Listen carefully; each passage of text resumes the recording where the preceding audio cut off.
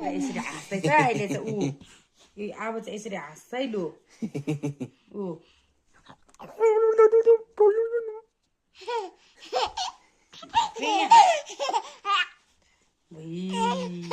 खानालाई तर्साएर आयो होइन छेउमा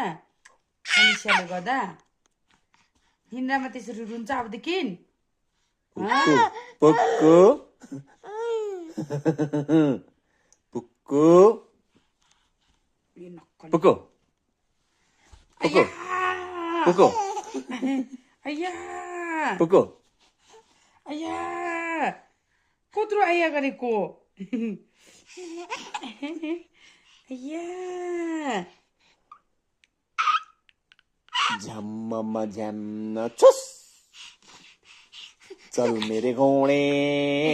चल टिक टिक जम उठा के